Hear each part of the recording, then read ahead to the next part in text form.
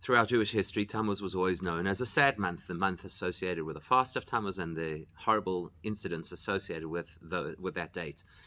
And then, more recently, it's become a time of Yom Tov, Yud Beis Tammuz, and also Gimel Tammuz. So we have to explore what shifted and how did it shift. We well know that every month has its unique theme and concept that it represents. And it makes logical sense, especially when you consider that every single thing that happens is, of course, not accidental, but directly guided by Hashem in a personalized Hashgacha Pratis way. As the Chedesh was hatten sich hayom miyuchad, if you have a month that has a special date in that month, or the Yomim Miyuchadim, or various special dates, is a Teichen von dem Chedesh verbunden mit dem Teichen von Tag oder Tag.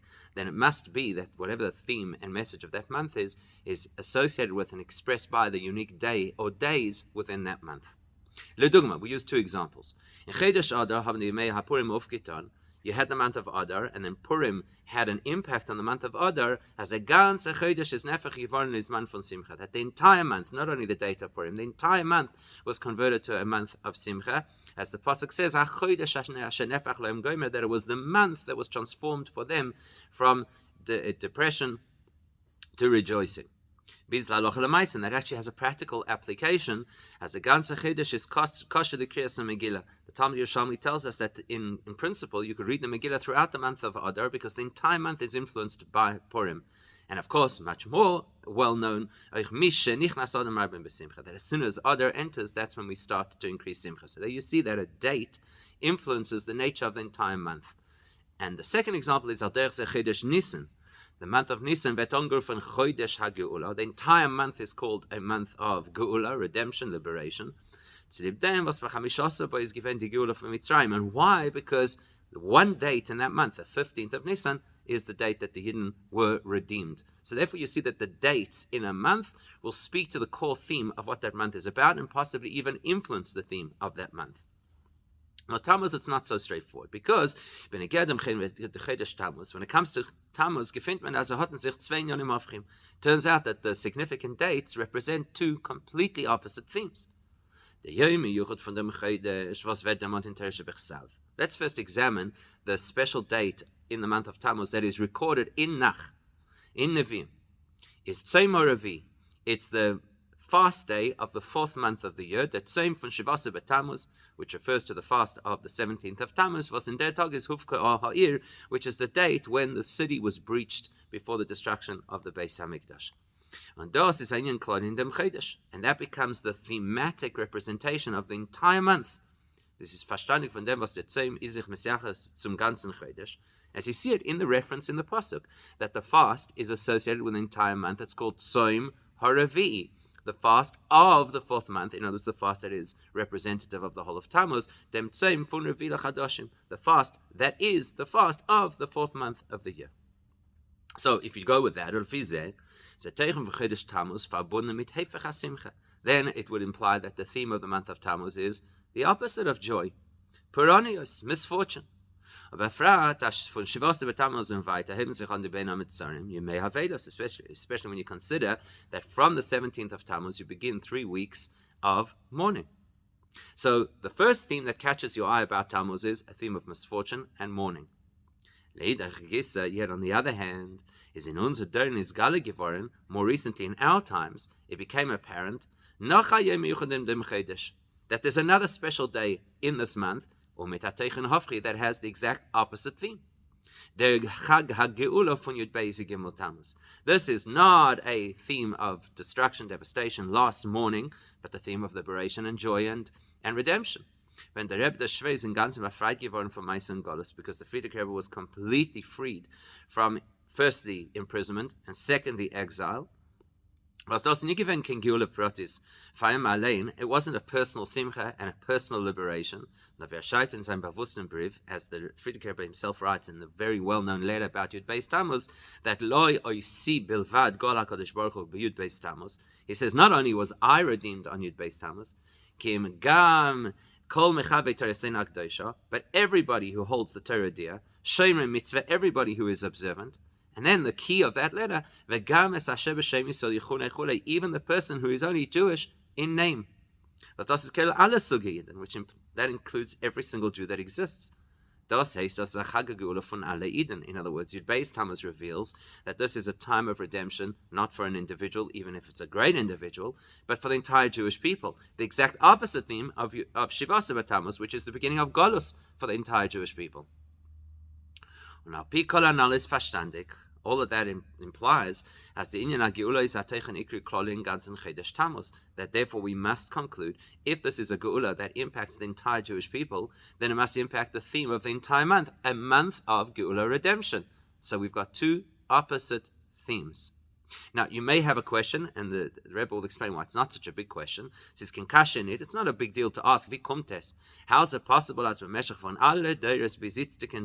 for all the generations until today, nobody knew that embedded in Tammuz is also the possibility of Geula, and that's also one of the themes of Tammuz. And all they knew about was the negative and the misfortune, because that's what the pasuk tells us. So don't be surprised that suddenly out of the blue we have a new perspective of what Tammuz is. Because the truth is, throughout the Torah you'll find again and again that there are consistently new perspectives and elements of Torah that become apparent and revealed in Torah, new concepts in Torah, and yet they all were part of what the original pristine Torah was presented to Moshe Rabbeinu at Har Sinai. And the reason for that is because because every concept and every energy has its allocated time, when it should be revealed. And from which point in history and on do we begin to celebrate and commemorate that concept? Purim is a great example. For 1,000 years of Jewish history, there was no such thing as Purim, and now there is a thing as Purim, because it was the appropriate time for it to be revealed. The same applies to us. Because we're living in the generation which is literally at the heels of Moshiach, so close to the ultimate Redeemer, Moshiach, being revealed. So now is the appropriate time to reveal the element of Geula associated with the month of Tammuz. Okay, so coming back to our issue, we've got two polar opposite energies associated with the month of Tammuz.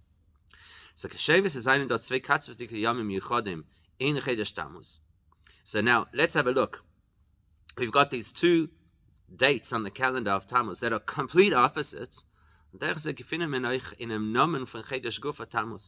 actually find that the name of the month Tammuz itself represents two completely opposite energies. See, the thing about Tammuz is that the name itself is a strange name. Out of Tammuz is a nomen from an Avodah Zarah. The name Tammuz is actually the name of a pagan deity. As it says in the Sefer Yecheskel, that the women were sitting and weeping with or at the Tammuz idol. And Rashi explains it was that it was this creation that they would heat from the inside. It had eyes made out of lead, and as it heated up, so the lead would melt and would give the impression that it was crying. That's the lowest of the low, an idol. Tammuz is the name of an idol. So whereas on the exact opposite end of the spectrum, Chassidus explains extensively as the that the apex of heat, the solstice of summer, which is in Tammuz, that's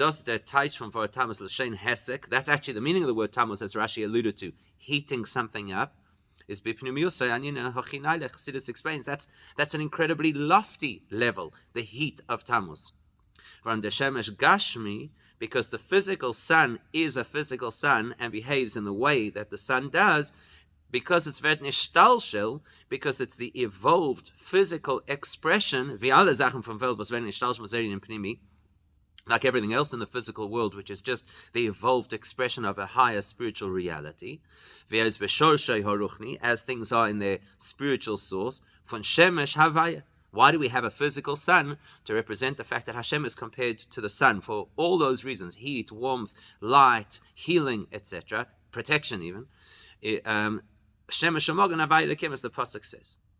Was der Far is a Secha Moshe. In other words, so Tammuz, which is a time of extreme sunlight, in Chassidus is representative of extreme godliness.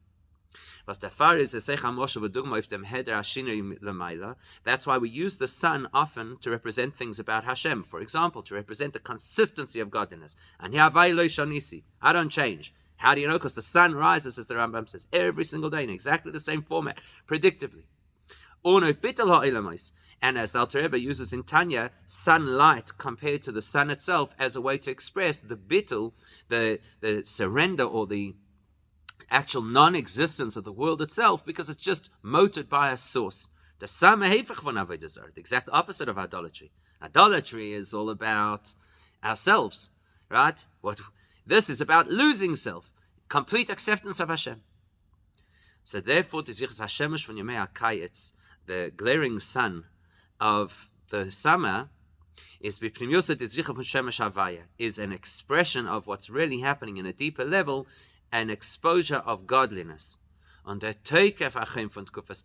when you hit the solstice of summer, the ultimate heat of summer, it represents the ultimate revelation of godliness. Das heißt, in other words, it's telling us, as in Tkufas Tammuz is mehr Shem Havaya, Shelamayla me'ateva, mit mehr Teukef wie ganzen Yor. That tells us in the midst of Tammuz, the name Yud-Kei Vav-Kei, which represents godliness that is completely beyond the natural reality, is most apparent, most accessible.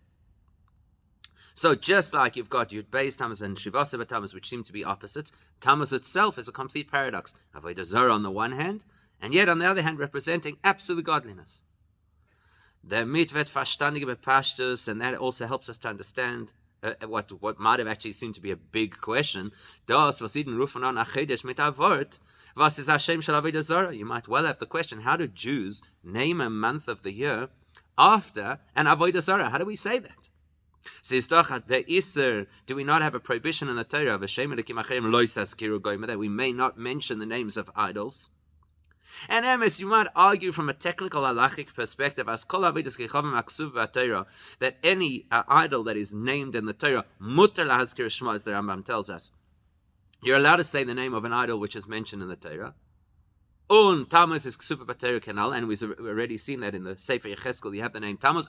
So we have license to use this name. It says doch no mutar lahazkir, but that's only that that you're allowed to say the name. Nit Tammuz, not that you have to use the name. So why did they choose for the name of the fourth month of the year a name from an idol? And then you have to come up with a reason to say you're actually allowed to use that name. Choose a different name. But now that we've examined that Tammuz means more than just the name of an idol, it's actually no question at all. When we call this month Tammuz, we're referring to the greatness that Tammuz represents. That Tammuz means heat, which represents that this is the time of this glaring godliness that is available to the world. That's what we intend when we say Tammuz. You're going to complain, but there are people who use that name to serve as a name of Avodah Zarah. We're not worried about that. It's like the well-known saying of Chazal, of a similar concept. Should David have to completely reconstitute his world and lose the structure and design of his world because there's some fools who are going to misunderstand and think that maybe there's more than one God, etc., because of language in the Torah? Because there happen to be some fools out there who chose to turn Tammuz into the name of an idol. Should that then rob us of the opportunity to praise Hashem in the most incredible way with the name Tammuz, which is supposed to represent the greatest godliness? Should we hide the fact that this is the time of the year where Shemesh Havaya is blazing?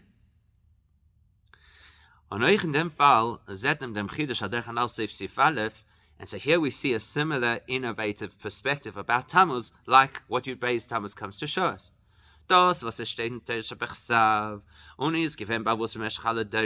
What is written actually in the Torah? And how do people know Tammuz throughout history?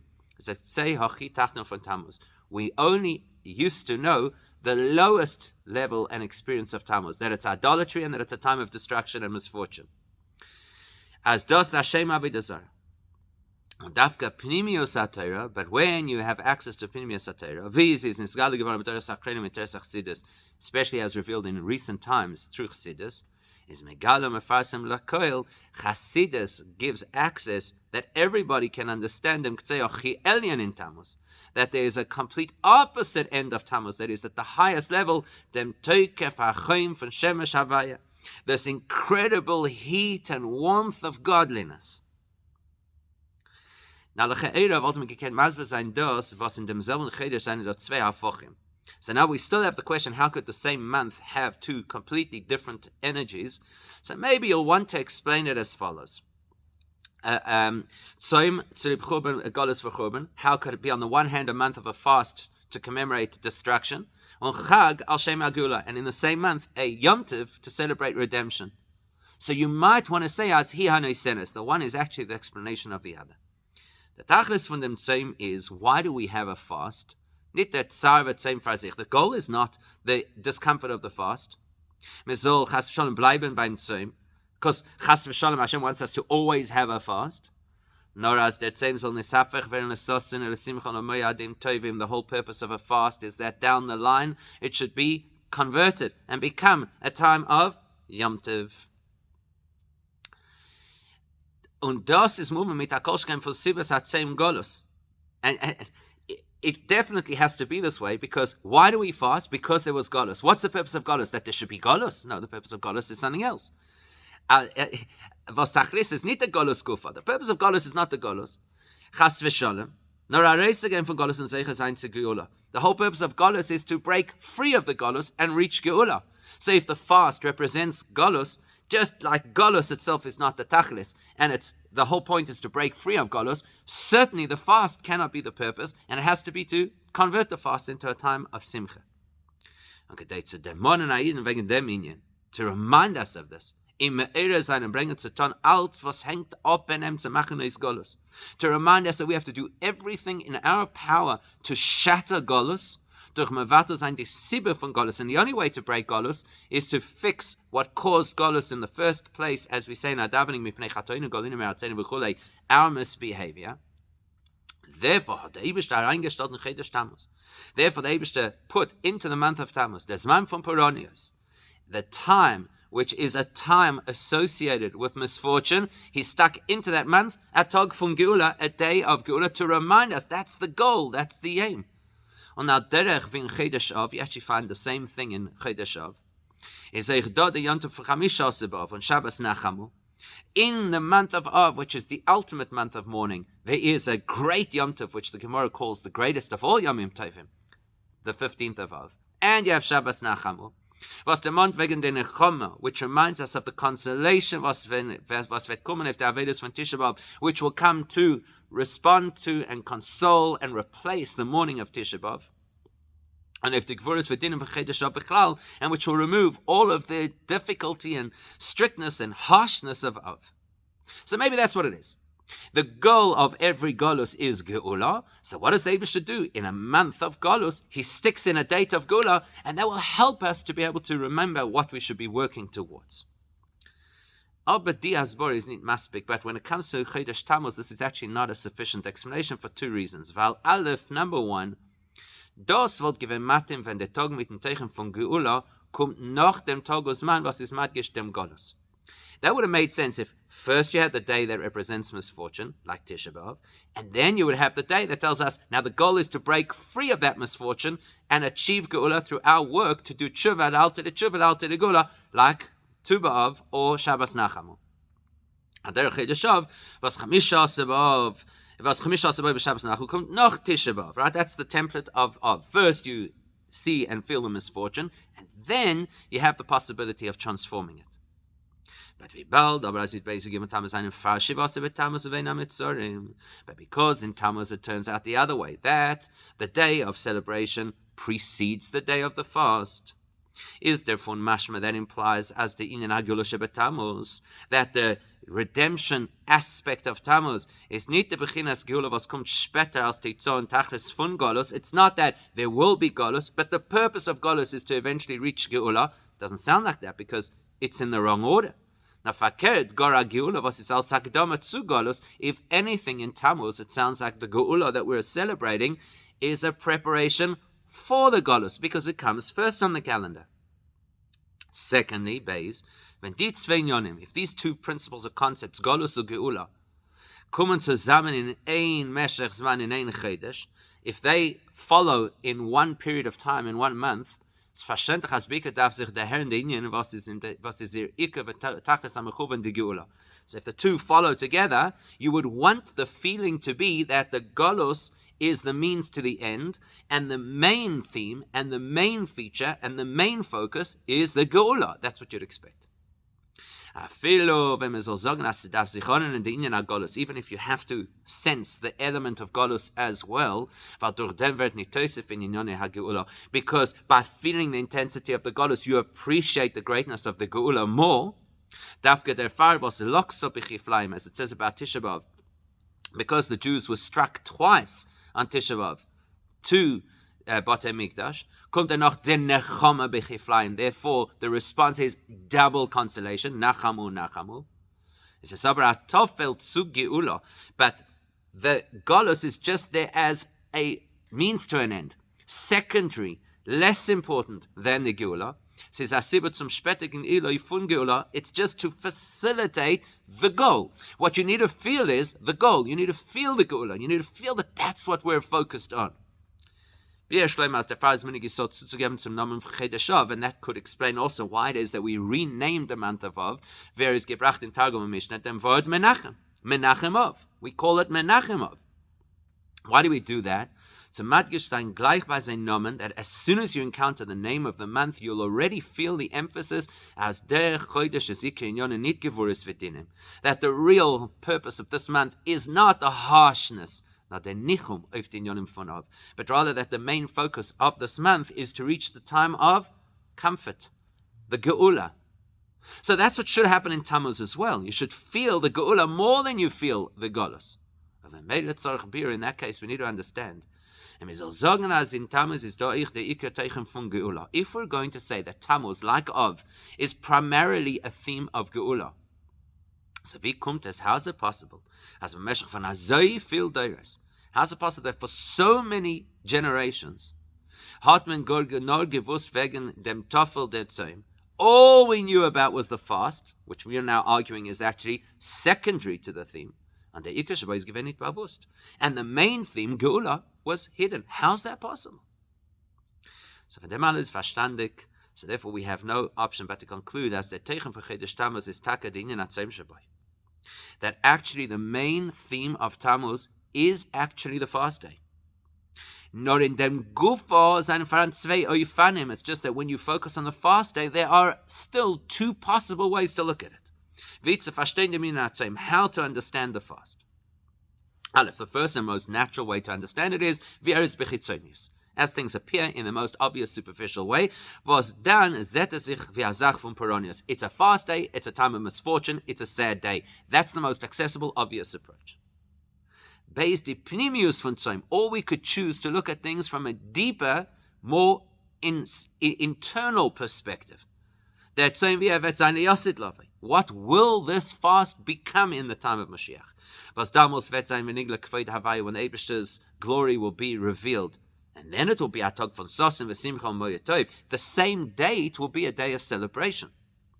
Das heißt, in other words, the hakora, we have the ability to choose to recognize, as is nicht nur peronios tzuli begeula, that not only is it misfortune, which is the precursor to and secondary to the main act, which is geula. Now, it's that same gufa is but rather to recognize that the fast itself, in its deepest sense, is a time of joy.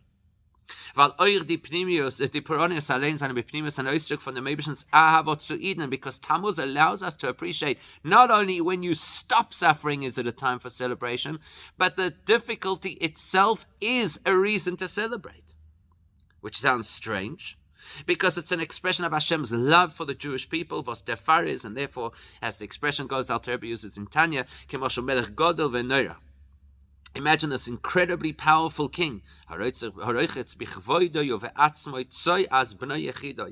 personally cleans his son's mess because he loves his son. Is therefore, as the pasuk says, the Eibusher washes away our soiling of ourselves. The Puran is the misfortune is Hashem's love. Not that it's a precursor to Hashem's love that we'll experience in the Geulah. It is Hashem's love. This is the theme of Tammuz. And you can actually see that not only in Tammuz, but in Av as well, in an illusion. The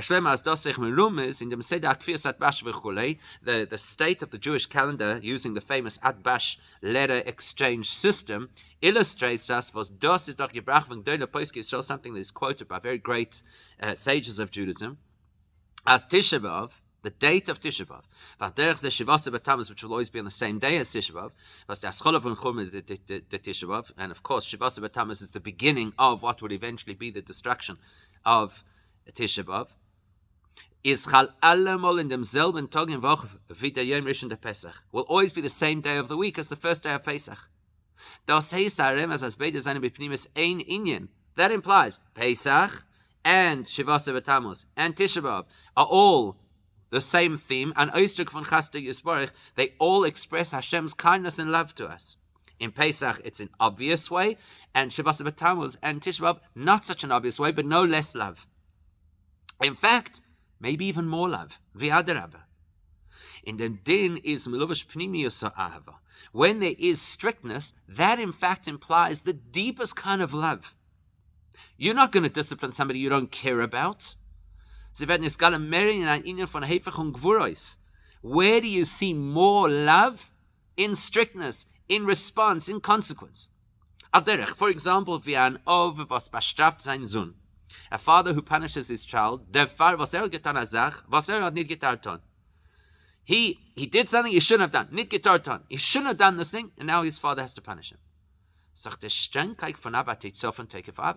Why is the father upset? Why is the father strict with his son? Because he loves him so much. That's why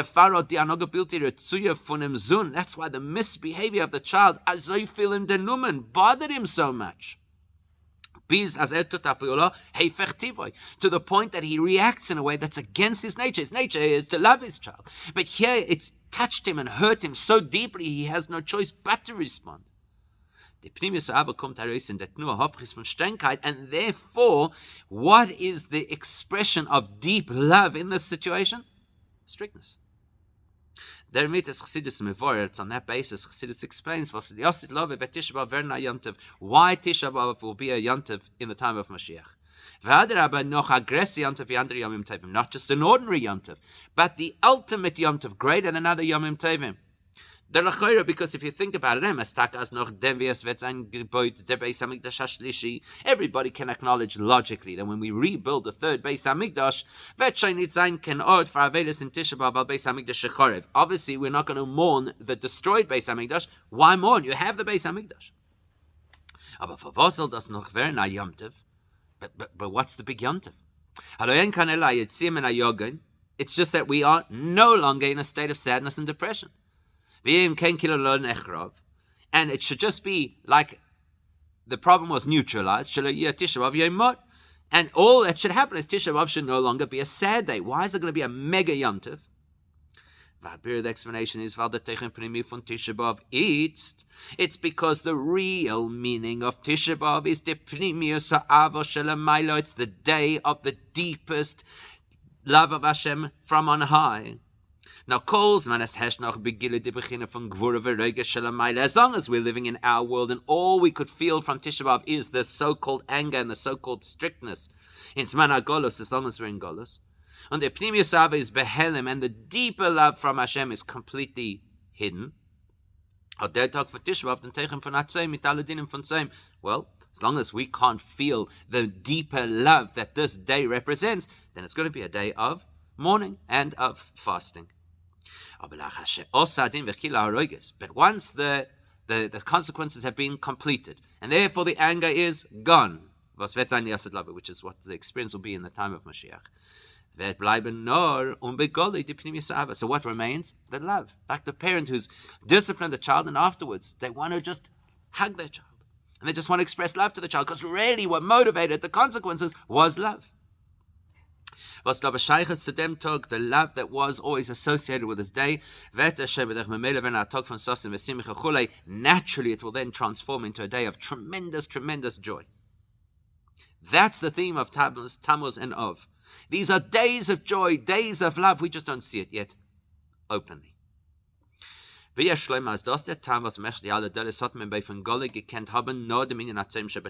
will explain why for so much of Jewish history, all we could experience of Tammuz was the sadness and the misfortune.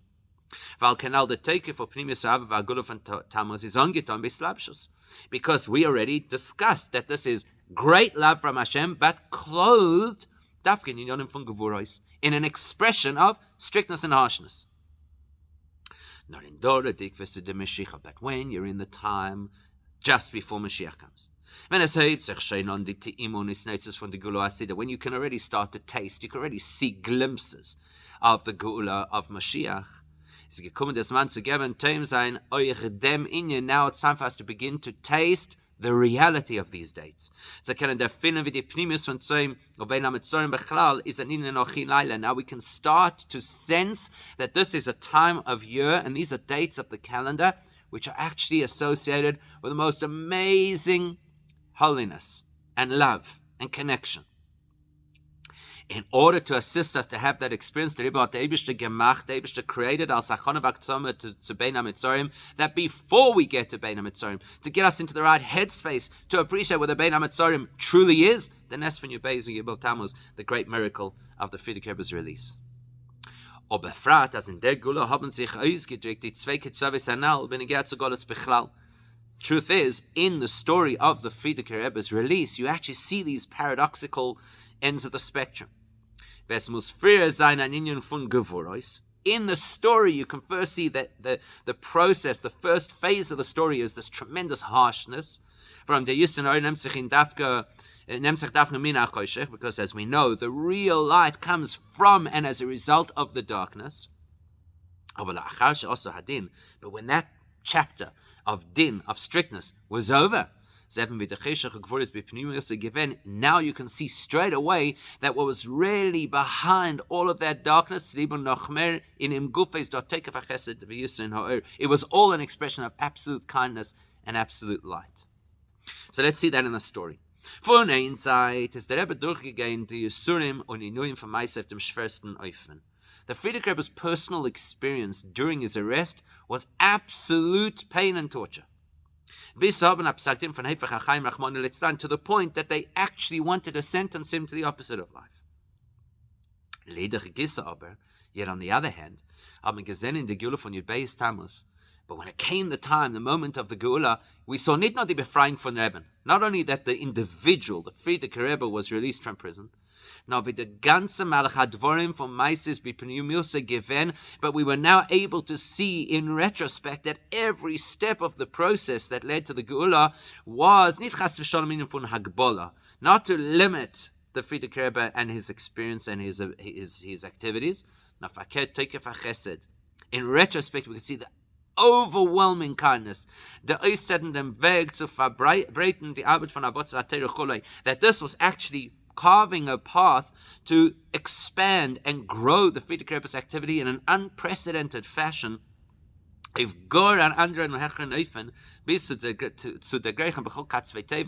point that actually he would leave Russia and eventually get to America and have an impact on the entire world.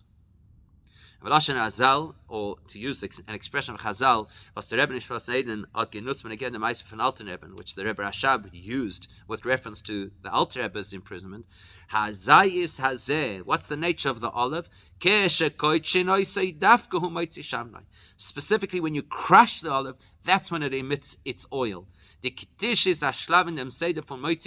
other words, the crushing of the olive is part of the process of how you get the oil.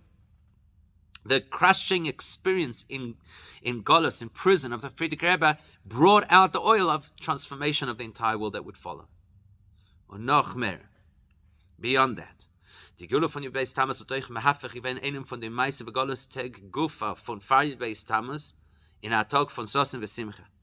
Not only did Yud Beis Tammuz have an effect from that date going forward, that now we could celebrate and we could have good things happen, but it even affected a date that prior to that was considered part of the problem, part of the Golus, and turned it into a time of Simcha. Not only to say, okay, now that date was actually part of the preparation for Yud Beis Tammuz. Now, but to change that date that was initially a sad, frightening date to become a date of Geula. Which is the template that we're discussing over here, where the day that was a fast will become a day of Simcha. Which date are we referring to? Gimel Tammuz. When the Rebbe is befreit geworden from Meisen, is verschickt geworden auf 3 Jahre in Golus. Gimel Tammuz originally was the date that they said to the Friedrich Rebbe that they would release him from prison into 3 years of exile.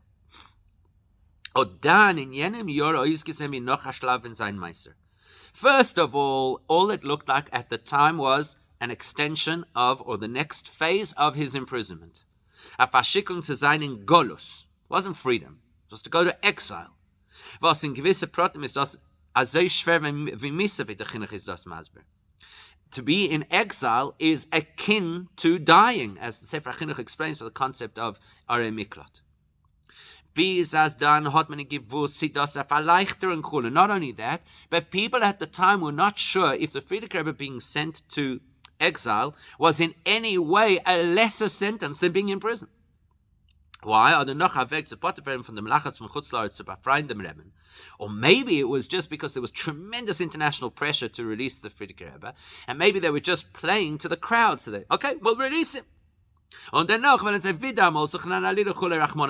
they had the Friedrich Rebbe in their system in Golus, then they would find another way to be able to do whatever malicious intent they had. So at the time of Gimel Tammuz, Tafresh Pei Zayin, they had no idea that this was possibly something positive. But later on Yud Beis Tammuz, when the Friedrich Rebbe was taka released from prison, that revealed as in Emerson is their talk from Gimel Tammuz given, then they could realize that Gimel Tammuz was nicht a scholar von Golus, wasn't the beginning of a bad period of exile, but it was actually the first step towards Gula, and nobody knew it at the time. So Atog von Yeshuvat Solo was a day of salvation. Und nochmal, die Yeshuvat Solo Sodim von dem Tag, the greatness, kindness, goodness, and Yeshua of that day, when the Rebbe is befreit geworden from Meiser, when the Friedrich Rebbe was released from prison, is in gewisse Protem mehr ufte wie die von Yud Beis Tammuz. In a certain respect, was even greater than what Yud Beis Tammuz achieved. Was is no given agula from Golus. That was being redeemed from Golus. This was being redeemed from prison. So in a certain sense, Gimel Tammuz was actually greater than Yud Beis Tammuz, and nobody knew it at the time. And that brings us back to understanding the great paradox about what the name Tammuz itself represents. In Meshach von Deuros, for most of history, when in Tammuz hat sich nur ungehört sein Teuchen various bechitzonius, whereas mentioned, all of our experience of Tammuz was the most obvious and superficial dimension of Tammuz, the misfortune. Der Tzoim or Purania Shabaya, day of fasting, a time of misfortune. Hat man beperson gewusst nur von Tammuz als Hashem von Avodah Zarah. So how did everybody understand Tammuz in those days? With association to idolatry, because it was a negative day. Meaning to say, it represented complete concealment of godliness, as an avodah zarah does. That's like the ultimate concealment of godliness. But as we've approached closer to the time of Moshiach, Hat Pnimius HaTorah. Then we have access to Chassidus, was am plekti Pnimius von jeder Sach, which exposes the deeper meaning and truth of everything. That was Megalim Mefarsim given the Pnimius von Tammuz, gave us the tools to be able to understand and excavate and expose the deeper truth of Tammuz. As Dafkin dem Cheshech is the Kech of Yisen Ha'or, that what looks like darkness actually carries the potential for greater life, the Toikef Achim from Shemesh Havaya, the tremendous blazing revelation of godliness which is embedded in Tammuz. Now the way things work is when something is exposed by the Torah, is as the Nacharob gekommen in Welt, then it translates into how it happens on the physical plane. In the Nes von Beis Tammuz, in a physical story of a great miracle of liberation of the Frierdiker Rebbe on Beis Tammuz. And welchem hat gesehen bei den Bosse dem Teikef Agilim von Shemesh Havaya Shelamayla Me'hateva, a story that illustrated clearly the power of Shemesh Havaya, the Eibish's capacity to transcend and do miracles beyond nature. Was hat durchgebracht dem sammenniedrigsten Helm und Choshech, to break through the worst and the lowest and the darkest darkness. Dem tiefsten und ärgsten Menagedef Torah mitzvahs, what was at that time the deepest, worst enemy of Judaism. Guf auf dem Masken gewinnt auf dem Shichu von Rebbe, not to break and destroy them, but more importantly, to get them to acknowledge and rubber stamp the Frierdiker Rebbe's freedom. Wissendig as das Guf wird möidet sein, die Ausgehen bei What's Torah in Jene Medina, even though they knew that by releasing the Frierdiker Rebbe, they'd be shooting themselves in the foot, because they would only encourage more of the Frierdiker Rebbe's activities, both from his own Hasidim and perhaps from others.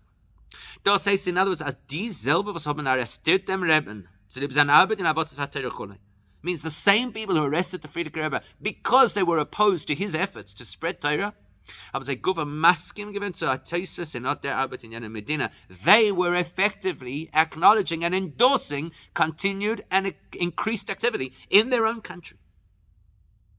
Yisen ha'or min ha'choshech. Eine von der Goposhta Iros, was man darf auslernen von der Minyan Hanal, and that will teach us many lessons. Here's one, which is an obvious lesson. Pshas es den nentern sich die Tag von Bein HaMitzorim.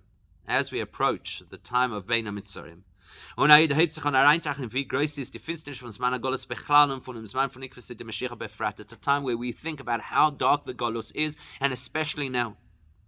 Can doch achmon litzan hereinfallen in a matzav von Yehush, a person could reach a point where say, I don't know, there's no hope. I don't have the capacity to change this. Nothing's going to change. Nicht wissendig wie Isaiah wird können beikommen da Schwierigkeiten. Person won't know how they'll overcome all of the challenges. The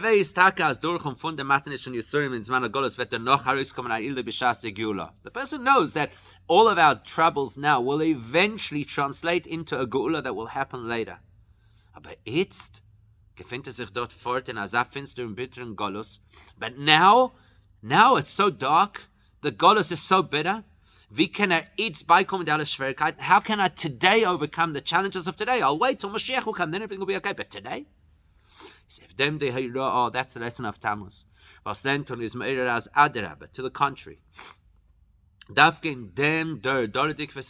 Specifically now, because we find ourselves in this lowly generation that is at the heels of Moshiach, we have access to a gift that previous generations did not have, Chassidus. And one of the gifts of Chassidus is to expose to us the real truth of the time in which we find ourselves. And before we go into those harsh, difficult days of Bein HaMitzorim, first we have the holiday, the Chag HaGeula of Yud Beis Gimel Tammuz. Was hat bewiesen, wie wir können dem Golus Guf herausbringen, und dem Ili Pnimi Begilui. And the idea of Yud Beis Tammuz is to show us how we take that darkness and translate it into positive. To the point, to the extent that we can actually neutralize the darkness. And das ist Meiden Mechazek Haiden zu kochen sich in die Tage in dem primisdicken Teichen von Golus, and that should encourage every one of us that during this time of the year we should focus on what is the deeper truth of Golus. Soll nicht bewirkt werden von der Bitterkeit und der Abgefallenkeit von Matzav HaGolus, and we certainly should not allow ourselves to be downcast or in a bad headspace because of the difficulties of Golus. We have to follow what the Shulchan Aruch says. Got to follow the laws of mourning from Bein HaMitzorim. With all the details. But we'll find ways that even in the time of Bein HaMitzorim we could have an element of simcha that is endorsed by Torah. Lo dugma, for example, famously, to make a siyum on a Masechta of Gemara, which is considered a day of celebration. To the extent that there is even an halachic allowance to be able to eat meat if you make a siyum. Or if it's not making a siyum, at least we should engage with full passion in more Torah learning, which brings a person joy. Particularly to learn the laws associated with the construction of the Beis HaMikdash.